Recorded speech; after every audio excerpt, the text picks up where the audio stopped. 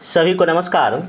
71st BPSC PT exam के point of view से आज के इस लेक्चर में एनसीईआरटी सीरीज में शुरू कर रहा हूं। एनसीईआरटी सीरीज में मैं दो तरह का लेक्चर लूँगा।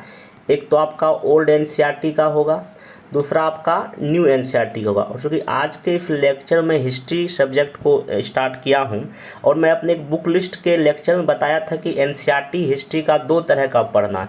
एक तो आपको ओल्ड एनसीईआरटी क्लास 11th और 12th का पढ़ना है, और दूसरा न्यू एनसीईआरटी क्लास 6 का, क्लास 7 का, क्लास 8 का, क्लास 10th के एनसीईआरटी का मात्र एक ही चैप्टर पढ़ना, जिसमें कि भारत में राष्ट्रवाद का विकास है, और क्लास 12th की न्यू एनसीईआरटी पढ़ना है। तो मैं अब क्या कर रहा हूँ, अभी ओल्ड एनसीईआरटी हम लोग बाद में करेंगे कवर, इस यूट्यूब पर मैं करा दूंगा। अभी जो इम्पोर्टेंट टॉपिक आपका आधुनिक भारत के इतिहास में एक है राष्ट्रीय आंदोलन का जो विकास हमारे देश में होता है, खास करके 1870 से लेके 1947 तक का जो हमारे देश का राष्ट्र स्वतंत्रता आंदोलन है वो किस प्रकार से आगे बढ़ी, उसमें कौन कौन सा इम्पोर्टेंट घटनाक्रम जो कि पीटी एग्जाम में पूछता है वो मैं इसमें डिस्कस करूँ। बाकी और भी जो भी इम्पोर्टेंट टॉपिक है क्लास 8 के एनसीईआरटी में, या 7 के एनसीईआरटी में, या 6 के एनसीईआरटी में, क्लास 10 के एनसीईआरटी में, क्लास 12 के एनसीईआरटी में, वो सारा मैं बारी बारी से अपने इस यूट्यूब पर भी शेयर करूँगा। बाकी इसका पीडीएफ मैं अपने टेलीग्राम चैनल ISPCS फाइटर्स में शेयर कर दूँगा। अब आपको करना सिर्फ ये है कि हमारे इस लेक्चर को देख लेना। मैं क्या क्या हूँ कि एनसीईआरटी का जो ओरिजिनल बुक है उसी को मैं लिया, और उसमें मोस्ट इम्पोर्टेंट जो लाइन है या जो फैक्ट है उसको मैं कर दिया हूँ अंडरलाइन। सिर्फ मैं उस अंडरलाइन को आपको समझा दूंगा।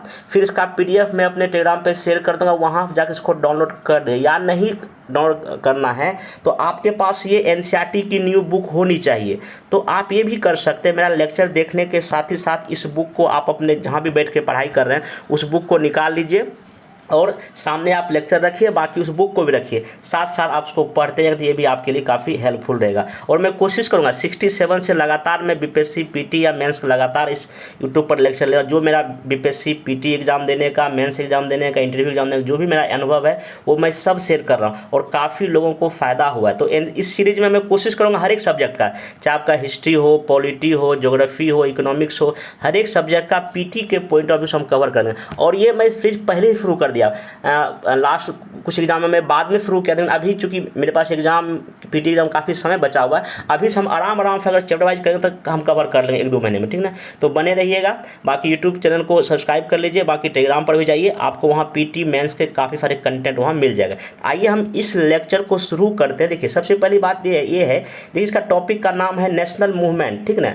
तो राष्ट्रीय आंदोलन आप देखिएगा तो हमारे देश में देखिए मोटा मोटी हो क्या रहा है, लगभग 1600 ईस्वी में ईस्ट इंडिया कंपनी व्यापार करने के पर्पज से भारत आ रही है, ठीक ना। और लगभग देखिएगा 150 साल तक, मतलब कि 1757 तक मोटा मोटी वो तो व्यापार ही कर रही ना। और 1757 में प्लासी विजय के बाद ब्रिटिश हमारे देश पे कब्जा करना शुरू करता है। फिर 1857 से लेके 1757 से लेके 1857 तक लगभग 100 वर्ष तक वो पूरे इंडिया को जीत लेता है, ठीक ना। और जब ये भारत को जीतने के प्रयास में हमारे देश का आर्थिक, सामाजिक, राजनीतिक, धार्मिक कई तरह का शोषण करता है, और इसी शोषण के खिलाफ हमारे देश में जो है ना एक राष्ट्रवाद या नेशनलिज्म का डेवलपमेंट होता है, और वहीं से ना हमारे देश में राष्ट्रीय मूवमेंट की भी शुरुआत होती है। ईयरली फेज में आप देखिएगा कि कांग्रेस की स्थापना होती है, फिर नरम दल, फिर गरम दल, फिर 1915 के बाद गांधीयन एरा शुरू होता है, और 1915 से लेकर 1947 तक के इतिहास को हम गांधीयन एरा ही कहते हैं। तो ये मेनली इस 3-4 फेज में अगर हम बांट के अगर पढ़ेंगे ना एनसीईआरटी को, आराम से आपका कवर होगा और टॉपिक भी कवर मेरा हो जाएगा, ठीक ना। तो देखिए इसमें मोटामोटी क्या क्या इसमें चीज़ें दी गई है। तो सबसे पहला बात इसमें यही कि राष्ट्रवाद का उदय, इमरजेंस ऑफ नेशनलिज्म कैसे इस समय हुआ। तो मैं जैसा कि बताया कि लगभग 100 वर्षों का जो शोषण का नीति ब्रिटिश का था, ठीक ना, उसके खिलाफ ही हमारे देश के लोगों में एक ना राष्ट्रवाद की भावना पनपनी शुरू हो गई। और यह चेतना 1850 के बाद बने राजनीतिक संगठनों में साफ दिखाई देने लगी। आप देखिए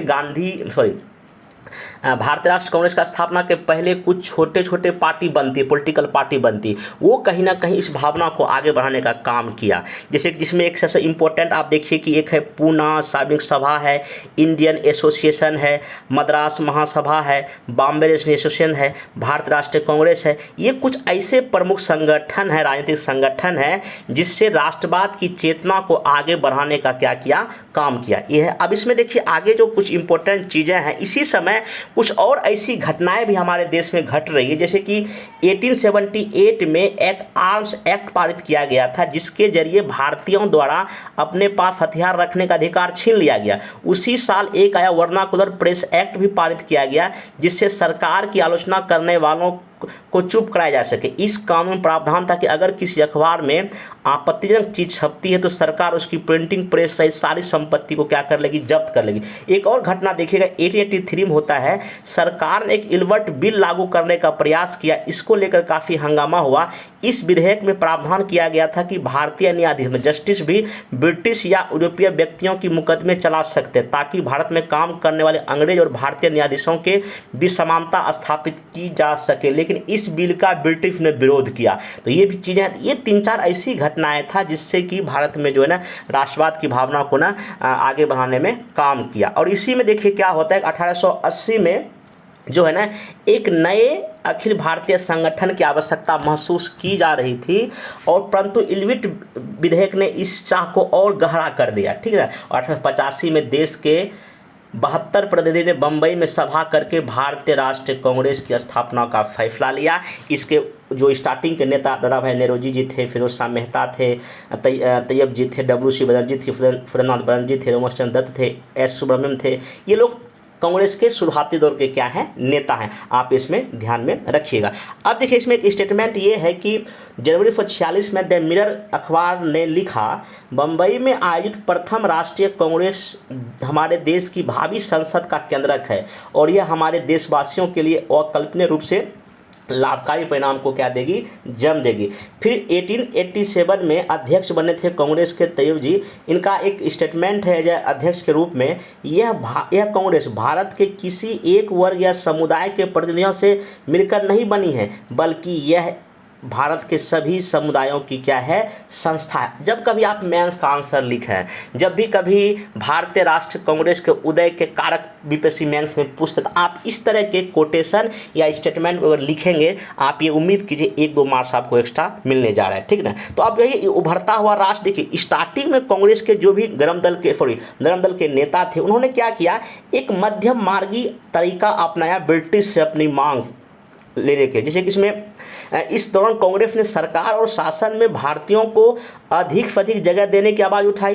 कांग्रेस का आग्रह था कि विधान परिषदों में भारतीयों को ज़्यादा जगह दी जाए, परिषदों को अधिक अधिकार दिए जाए, जिन प्रांतों में काउंसिल नहीं है वहां उनका गठन किया जाए। कांग्रेस चाहती थी कि सरकार में भारतीयों को भी ऊंचे पद दिया जाए। इस काम के लिए उसने मांग की कि सिविल सेवा के लिए लंदन के साथ साथ भारत में भी परीक्षाएं आयोजित की जाए। देखिए क्वेश्चन कुछ भी विपरीत से पूछ सकता है, स्टेटमेंट बना के पूछे, फैक्चुअल पूछे, बस आपको ये सारी बातें जो है ध्यान में रखना पड़ेगा। ठीक ना, आगे चलते हैं इसमें कि फिर उन्होंने ये कहा कि शासन व्यवस्था में कहा कि नहीं, भारतीयों को अधिक से अधिक क्या कीजिए, आप शामिल कीजिए, नौकरी में भारतीयों को शामिल कीजिए। ऐसा स्टार्टिंग के जो नरम दल के नेता था उनका ये मांग था। फिर आगे देखिए, शुरुआती सालों में कांग्रेस ने कई आर्थिक मुद्दे भी उठाए। उनका कहना था कि भारत में ब्रिटिश शासन की वजह से गरीबी और अकाल पड़ रहे हैं, बढ़ते लगान के कारण किसान, काश्तकार, जमींदार गरीब हो गए हैं, अनाजों की भारी निर्यात की वजह से खाद्यान्न का अभाव पैदा हो गया। कांग्रेस की मांग थी कि लगान कम किया जाए, फौजी खर्चों में कटौती की जाए,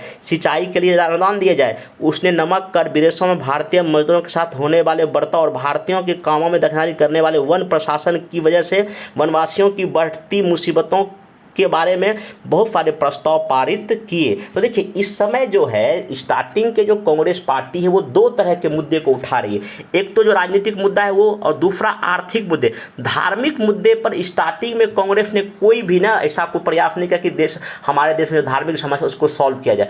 राजनीतिक और आर्थिक मुद्दे पर काफ़ी मतलब कि अच्छे ढंग से कांग्रेस ने, इनके जो नेता थे उन्होंने अपनी मांग ब्रिटिश के सामने क्या की, रखी। और हमारे जो स्टार्टिंग के जो मध्यम वर्गीय नेता थे, जनता को ब्रिटिश शासन के अन्यायपूर्ण चरित्र से अवगत करना चाहते थे। उन्होंने अखबार निकाले, लेख लिखे और यह साबित करने का प्रयास किया कि ब्रिटिश शासन देश की आर्थिक तबाही की ओर ले जा रहा है। अपने भाषणों में उन्होंने निंदा किया, जनमत निर्माण के लिए देश के अलग अलग भागों में अपने प्रतिनिधि भेजी। तो कहने का मतलब ये है कि इस तरह का ये अपना मेथड अपना के जो है ना ब्रिटिश से अपनी मांग क्या कर रहे हैं, ले रहे हैं। लेकिन इनका जो काम करने का तरीका था वो बहुत अधिक सक्सेसफुल नहीं होता। आगे आप देखिए गरम दल नेता का क्या होता है, उदय होता है। आप देखिए यहाँ पे एक अगला इसमें टॉपिक क्या है स्वतंत्रता हमारा जन्मसिद्ध अधिकार है।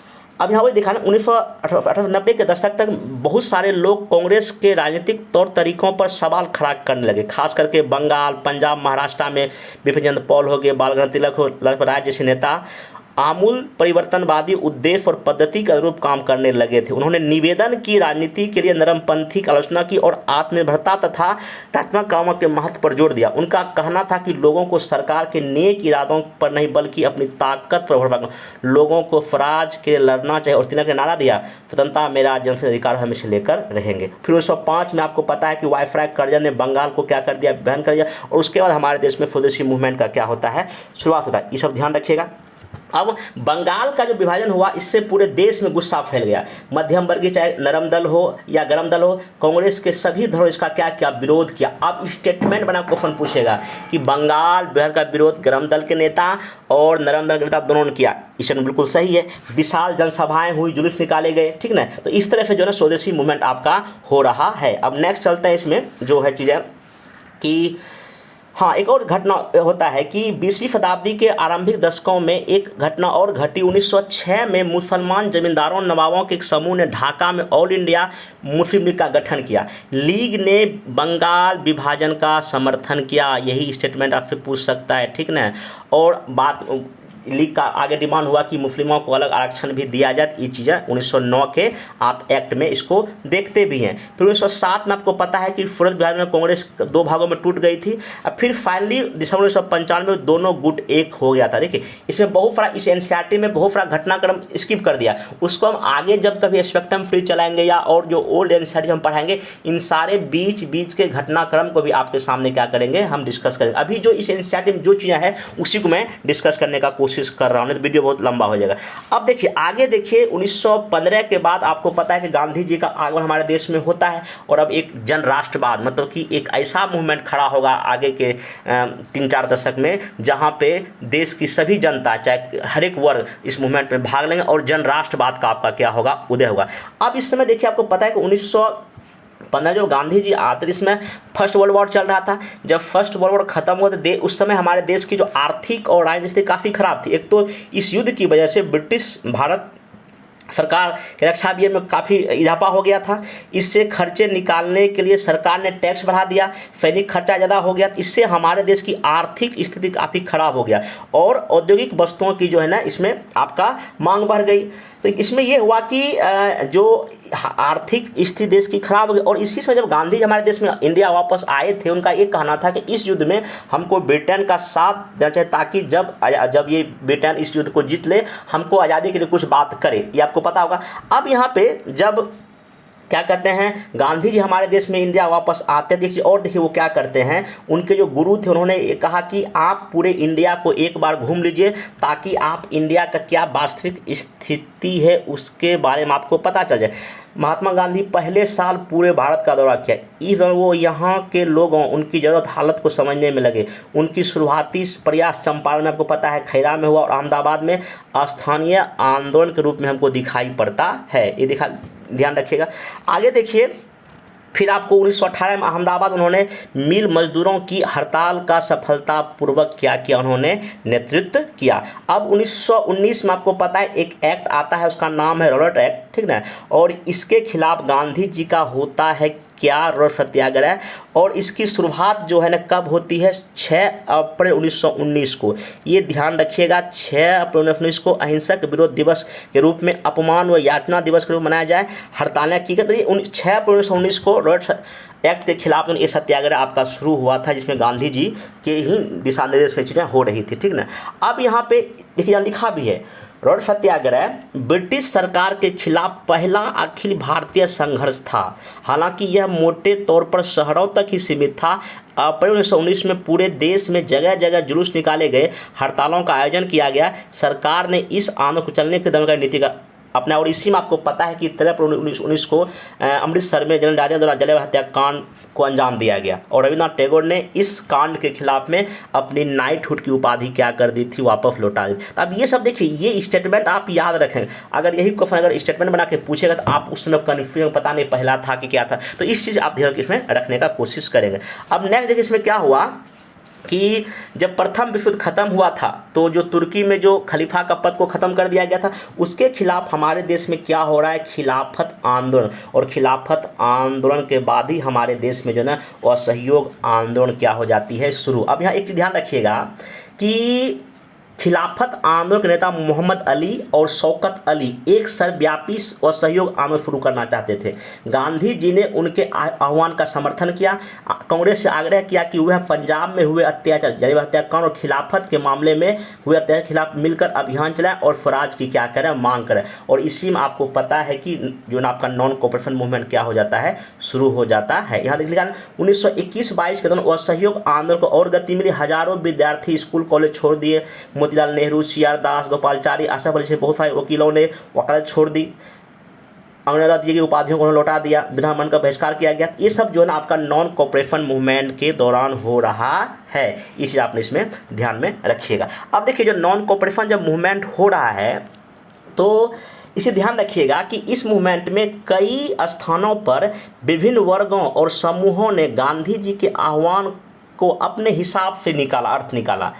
इस तरह के रास्ते अपनाए जो गांधी जी के विचारों से मेल नहीं खाते थे। सभी जगह लोगों ने अपने आंदोलन को स्थानीय मुद्दों के साथ जुड़कर आगे बढ़ाया। इसके कुछ एग्जाम्पल, जैसे खैरा गुजरात में पाटीदार किसानों ने अंग्रेजों द्वारा थोप दिए गए भारी लगान के खिलाफ अहिंसक अभियान चलाया। उसी प्रकार तटीय आंध्र प्रदेश और तमिलनाडु के भीतरी भागों में शराब की दुकानों की घेराबंदी की गई।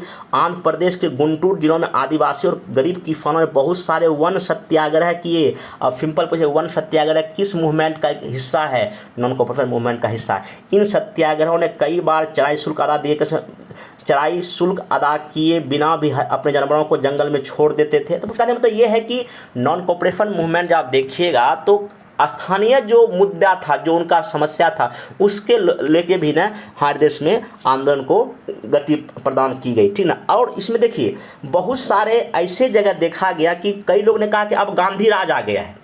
क्या आ गया है? गांधी राज आ गया। ये ध्यान रखिएगा, ठीक ना। अब यहाँ पे इस मूवमेंट के बाद देखिए एक चीज़ ये हो रहा है कि जनता में जो है ना गांधी जी को एक महात्मा के रूप में उनका छवि देखा गया। जैसे यहाँ पे है ना कि कई जगह लोग गांधी जी को एक तरह का मसीहा, एक ऐसा व्यक्ति मानने लगे जो उनकी मुसीबतों और गरीबों से छुटकारा जा सकता है। गांधी जी वर्गीय टकरावों की बजाय वर्गीय एकता का समर्थक थे। मतलब कहने का मतलब ये है कि इस समय जो है आप देखिएगा ऐसा करके कुछ एक देखिए यहाँ है, महात्मा गांधी की जनता से उपजी छवि। जनता से उपजी छवियों में महात्मा गांधी को अक्सर एक देवी शक्ति के रूप में दिखाया जाता था। इस तरह तस्वीर में कृष्ण के सारथी बने हुए हैं। अब देखिए यहाँ पे है ना गांधी जी, बाकी और सब इधर नेता हैं। तो ये जब महात्मा के रूप में इनको इस समय लोग जान रहे हैं और ये क्वेश्चन बीपीएससी पीटी एक बार पूछ चुका है। चलिए अब नेक्स्ट चलते हैं जो कुछ इम्पोर्टेंट। हाँ, अब आपको पता है कि 1922 में ये मूवमेंट जो घटना होता है जो को, उसके बाद इसको वापस लिया जाता है। 22 पुलिसकर्मी मारे गए थे। अब उसके बाद जो है ना गांधी जी जब इस मूवमेंट को वापस लेते हैं तो अपने जो इनके अनुयायी फॉलोअर्स थे उनको कहा गया कि आप क्या कीजिए, रचनात्मक कार्य शुरू कीजिए। और इस बार 70 बीपीएससी पीटी का क्वेश्चन भी है कि गांधी जी रचनात्मक कार्यों की चर्चा करें। मतलब कि नॉन कोऑपरेशन मूवमेंट या सविनय अवज्ञा आंदोलन के बीच में गांधी जी के जो भी रचनात्मक कार्य है उसके बाद जो भी इनका कार्य वो सब आपको वर्णन करना था, तभी आपका आंसर क्या होता, पूरा होता। चलिए ये ध्यान रखिएगा। अब यहाँ पे नेक्स्ट हम लोग चलते हैं जो इंपॉर्टेंट चीज़ है जो एग्जाम के पॉइंट ऑफ व्यू से। हाँ, एक ध्यान रखिएगा 1927 में इंग्लैंड में बैठी सरकार ने लॉर्ड साइमन की अगुवाई में एक आयोग भारत भेजा। इस आयोग को भारत के राजनीतिक भविष्य का फैसला करना था। इस आयोग में कोई भारतीय नहीं था। इस फैसले की वजह से भारत में भारी असंतोष पैदा हुआ। सभी राजनीतिक संगठनों में भी आयोग का बहिष्कार फैलाया। जब कभी भारत पहुंचा तो प्रदर्शनों के साथ साथ उनका जो है स्वागत किया गया। और स्वागत किस रूप से किया गया? साइमन वापस जाओ, मतलब इस तरह से नारा देकर उनका एक तरह विरोध किया गया। अब जब साइमन कमीशन आता है आपको पता है, फिर बीच में नेहरू रिपोर्ट का घटना होता है और इसी समय अब 1929 में देश की राजनीति एक नया माहौल क्रिएट होता है जब लाहौर अधिवेशन होता है।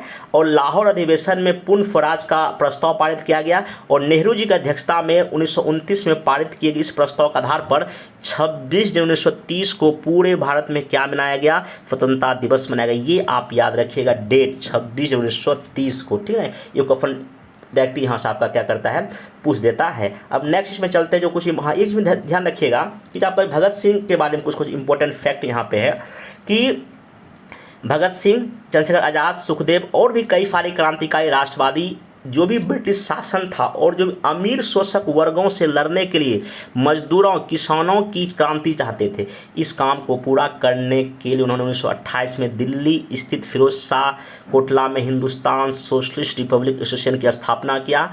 फिर यहाँ पे देखिए 27 दिसंबर 1928 को भगत सिंह, चंद्रशेखर आज़ाद और राजगुरु ने लाजपत राय पर लाठी चार्ज करने वाले सैंडर्स नामक पुलिस की हत्या कर दी थी, ये ध्यान रखिएगा। अब यहाँ पे एक और घटना याद रखिएगा, भगत सिंह जो है ना बीके दत्त के साथ भगत सिंह ने 8 अप्रैल 1929 को केंद्रीय विधान परिषद में बम फेंका था और फाइनली इनको जो है 3 लोगों को जो फांसी 23 मार्च 1931 को दिया गया था। इस समय भगत सिंह की उम्र मात्र कितना साल था, 23 साल था। ये भी क्वेश्चन एक बार क्या करता पूछ चुका है। अब नेक्स्ट इसमें कुछ और घटना, हाँ अब जैसे लाहौर अधिवेशन प्रस्ताव हुआ, पूर्ण स्वराज का प्रस्ताव पारित हो गया, अब होता है आपका गांधी जी का दांडी मार्च। अब ये चीज़ ध्यान रखिएगा, गांधी जी और उनके जो भी फॉलोअर्स थे मिलकर साबरमती से 240 किलोमीटर दूर स्थित दांडी तट पर पैदल चल गए।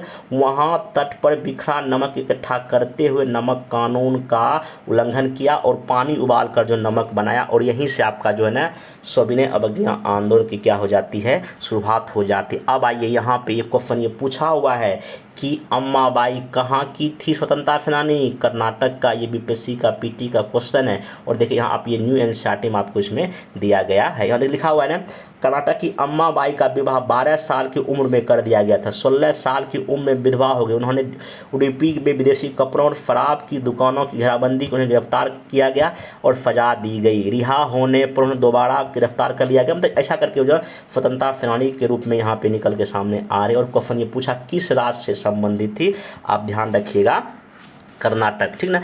अब यहाँ पे सिविल फॉर डिसोबीडियंट मूवमेंट देश में चला 1934 तक चला। अब उसके बाद क्या होता है कि हमारे देश में फिर से एक एक्ट आता है, गवर्नमेंट एक्ट ऑफ इंडिया 1935 आता है, ठीक ना।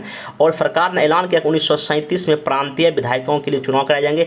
इन चुनाव के परिणाम आने पर 11 में से 7 प्रांतों में कांग्रेस की सरकार बनी। लेकिन 2 साल के बाद ही आपको पता है कि जब सितंबर 1929 में सेकेंड वर्ल्ड वॉर शुरू हुआ तो बिना पूछे हम लोग को युद्ध में शामिल किया गया। तो प्रांतीय सरकार ने क्या दे दिया था, इस्तीफा आपको दे दिया था। ये आपने ध्यान रखें। नेक्स्ट चलते हैं कि जो इंपॉर्टेंट चीज़ है। अब इसी के बाद हमारे देश में 1942 में क्या होगा, भारत छोड़ो आंदोलन, ठीक ना। और ये गांधी जी का नेशनल मूवमेंट एक अंतिम था, जहाँ पे ब्रिटिश से आह्वान किया गया कि या तो हम करेंगे या तो हम क्या करेंगे, मरेंगे। ये आपका भारत छोड़ो आंदोलन में इसमें बहुत कुछ विशेष नहीं दिया, हाँ, लेकिन जब हम कभी नेक्स्ट और लेक्चर लेंगे एनसीईआरटी जहाँ डिटेल उसको हम चर्चा इसमें करेंगे। देखिए सुभाष चंद्र बोस का कुछ एक आपको फैक्ट मिलेगा कि समाजवादी विचार रखने वाले आमूल परिवर्तनवादी राष्ट्रवादी सुभाष चंद्र बोस अहिंसा के गांधीवादी आदर्शों में विश्वास नहीं रखते थे। हालांकि राष्ट्रपिता के रूप में गांधी जी का सम्मान वो करते थे। जनवरी 1941 में उन्होंने बिना किसी को बताए कलकत्ता छोड़ दिया। जर्मनी के रास्ते सिंगापुर पहुंचे। भारत को अंग्रेजों के नियंत्रण से मुक्त कराने के लिए उन्होंने आज़ाद हिंद फौज का गठन किया। 1944 में आज़ाद हिंद फौज ने इम्फाल कोहिमा की ओर से भारत में प्रवेश करने का प्रयास किया, परंतु यह अभियान सफल नहीं हो पाया।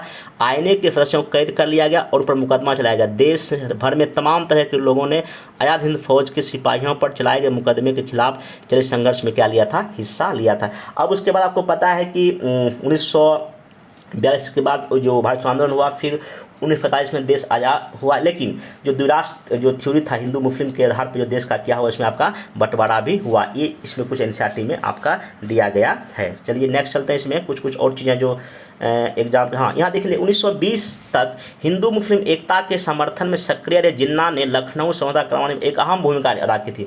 1934 के बाद उन्होंने मुस्लिम लीग का प्रतिनिधित्व किया और अंत में वो पाकिस्तान की स्थापना के सबसे प्रमुख प्रवक्ताओं की कतार में क्या करे, पहुंच गए। देखिए इसमें एक और ध्यान रखिएगा, 1931 में जो है ना ये पटेल जी जो है ना कांग्रेस के क्या बने थे, अध्यक्ष। ये आप इसमें ध्यान रखिएगा। एक और फैक्ट बहुत बड़ा एग्जाम में पूछा है कि खान अब्दुल गफ्फार खां उत्तर पश्चिमी सीमांत प्रांत के प्रमुख पश्तून नेताओं में से एक थे, ठीक ना। गफ्फार खां को बादशाह खान के नाम से जाना जाता है। वह खुदाई खिदमतगार संगठन के संस्थापक थे। यह उनके प्रांत के पठानों में लोकप्रिय शक्तिशाली अहिंसक आंदोलन था।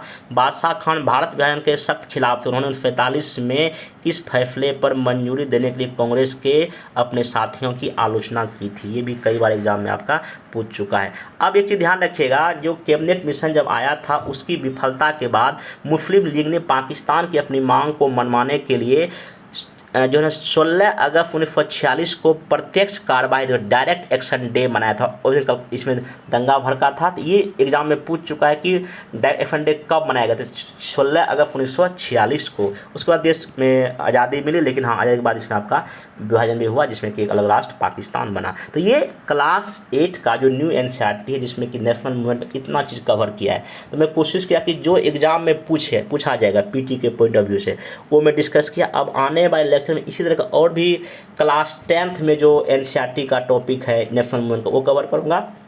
क्लास 12th में जो 10th का भी कवर करूँगा, क्लास 12th में भी कवर कर दूंगा, ठीक ना। तो लगातार बने रहिए। एनसीईआरटी सीरीज में मैं कोशिश करूँगा कि जो भी एग्जाम में पूछेगा, क्योंकि लगातार जो मैं लेक्चर पहले भी लिया हूँ इस तरह का, और 71 के लिए भी ले रहा हूँ, तो मैं कोशिश करूँगा कि जो भी पढ़ाऊँ आपका एग्जाम में पूछा जाए, ठीक ना। बाकी आप लोग अपने लेवल पर भी, अभी वो समय है जहां आप पीटी मैथ्स दोनों की तैयारी कीजिए, ठीक ना। अभी जब तक नोटिफिकेशन नहीं आ जाता है, और इसके लिए 6 मई को एक नया batch 71st BPSC PT and maths foundation batch हम शुरू कर रहे हैं।